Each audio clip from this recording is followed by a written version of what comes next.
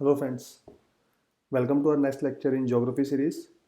तो before we start with the climatology, तो उससे पहले हम एक दो टॉपिक्स वो कवर करेंगे जिसका कि आपने कमेंट सेक्शन में डिमांड की थी कि वो टॉपिक्स कवर किए जाए।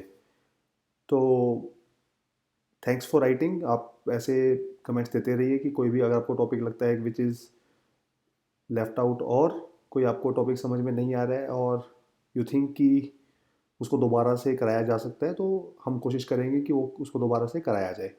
बट उस पर भी डिपेंड करेगा कि कितने स्टूडेंट्स को ऐसा लगता है, तो पूरी कोशिश होगी कि वो टॉपिक हम दोबारा कवर कर दें। तो प्लीज़ लिखते रहिए so that we are aware कि आप वीडियोस देख रहे हैं, आपको वीडियोस अच्छी लग रही है नहीं लग रही हैं। तो कोई भी अगर आप फीडबैक देंगे तो हम उस पर ज़रूर ध्यान देंगे। तो फर्स्ट टॉपिक जो हमारा हमें कवर करना है आज के लिए, दैट इज़ पैलियोमैग्नेटिज्म। तो पैलियोमैग्नेटिज्म क्या होता है कि पैलियो मीन्स रॉक्स, मैग्नेटिज्म ये थोड़ा स्पेलिंग का इशू है, sorry, it is MA। Palaeomagnetism में मतलब है कि रॉक्स के अंदर का मैग्नेटिज्म। अब रॉक्स का एज सच देखा जाए तो ज़्यादा मतलब आपका मैग्नेटिज्म का वैसे कोई सोर्स, कोई आयरन और हो कुछ हो तो आपका थोड़ा मैग्नेटिज्म आ सकता है, नहीं तो उसमें मैग्नेटिज्म का इतना ज़्यादा कोई रोल है नहीं। तो बट जब वो रॉक्स फॉर्म होती है तो उससे पहले ये स्लाइड्स आप देख लेंगे जो हमारे यूट्यूब चैनल के फीचर्स हैं, हमारे जो पेड कोर्सेज हैं, सब्सक्राइब कर सकते हैं for better information, for better guidance, one on one guidance. तो आपको उसमें बहुत हेल्प मिलेगी। तो before we start with the details कि होता क्या है, तो क्या हुआ था कि जब प्लेट टेक्टोनिक थ्योरी और कॉन्टिनेंटल ड्रिफ्ट थ्योरी की जब थ्योरीज आई थी, बट उनको डिस्कार्ड कर दिया जा रहा था क्योंकि रिजिड थॉट्स थे, कोई साइंटिफिक एविडेंस हमें ज़्यादा मिल नहीं रहे थे।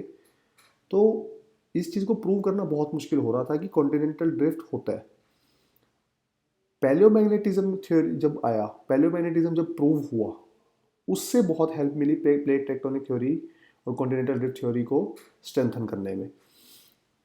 हुआ क्या कि जब वर्ल्ड वॉर 2 के बाद के टाइम में मोस्टली ज़्यादातर जो आपकी रिसर्च हुई है, उसमें जब रॉक्स के जो सैंपल्स लिए गए from the bottom of the ocean, उसमें जब हमने डिटेल में उनको स्टडी किया, उनकी मैग्नेटिक प्रॉपर्टीज से हमें पता चला कि say this is the mid oceanic ridge, ये आपकी कॉन्टिनेंट बाउंड्री है, प्लेट बाउंड्री, ये आपकी फिर ट्रेंचेस हैं, और say suppose this is also trench. तो क्या पता चला कि जो suppose these are several bands,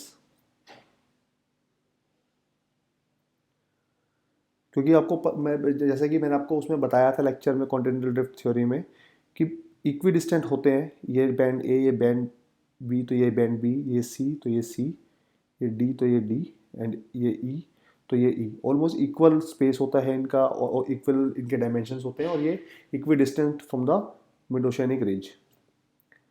तो इसमें पता चला कि जो जोन ए है दोनों तरफ, उनकी से मैग्नेटिक पोलैरिटी, ये इसके बारे में अभी मैं बताऊंगा आपको, वो इस डायरेक्शन में है, तो इसकी भी इस डायरेक्शन में है। थोड़े टाइम के बाद इसकी इस डायरेक्शन में आ रही है, इसकी इस डायरेक्शन में आ रही है, लाइक दिस। तो इससे डेसिफर हुआ कि समथिंग इज हैपनिंग, कि जो रॉक्स आपकी दूर जाती जा रही हैं, उनकी मैग्नेटिक पोलैरिटी जो है वो डायरेक्शंस भी चेंज हो रही है और बैंड्स में चेंज हो रही है। अब ये होता क्यों है? कुछ मटेरियल जो होते हैं, क्योंकि आपका जो लावा है वो मोल्टन स्टेट में आता है ओशन की क्रस्ट पे, जब वो फ्रीज हो जाता है ओशन क्रस्ट पे, तो एट ए पर्टिकुलर टेम्परेचर से जब उसका टेम्परेचर कम होता है, वो फ्रीज होना स्टार्ट होता है।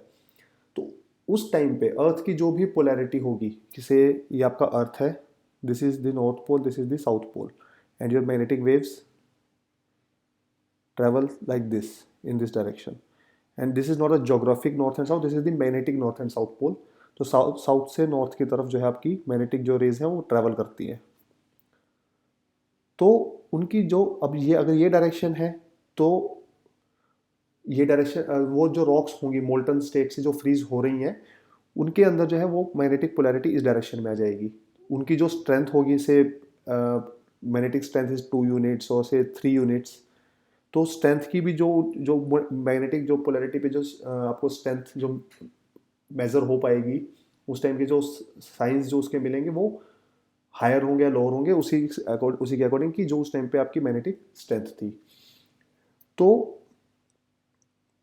वो जो प्रॉपर्टी होती है that is called the palaeomagnetism, कि it acts like a tape recorder, कि आज के टाइम पे ये टेप, जब आपने टेप आपकी चल रही है, आप इसको रिकॉर्ड कर दोगे तो आपकी पोलैरिटी ये आ जाएगी।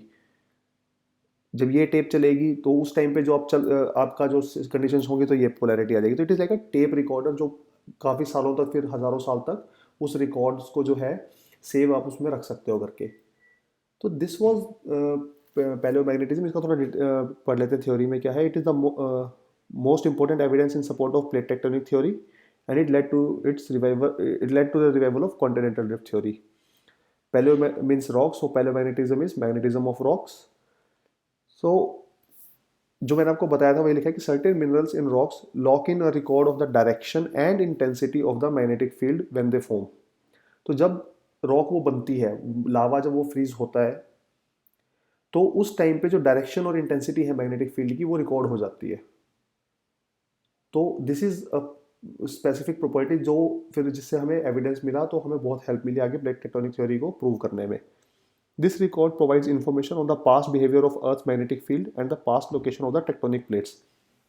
तो इससे बहुत चीज़ें प्रूव हुई। एक पोलर पोलर बाउंड्री का कॉन्सेप्ट है, दिस इज वो आपके लिए ज़्यादा काम का नहीं है, वो ऑप्शनल स्टूडेंट जो है, ऑप्शनल ज्योग्राफी ऑप्शनल स्टूडेंट्स हैं उनके लिए ज़्यादा काम का है। बट पोलर बाउंड्रिंग जो थी उसको कहते थे कि पोल्स, दो पोल्स भी होते थे अलग अलग।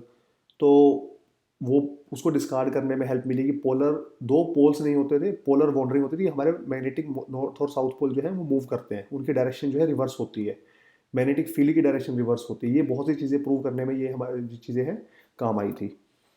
तो पैलियोमैग्नेटिज्म इसमें एक छोटा सा ये दो डायग्राम है सिंपल से।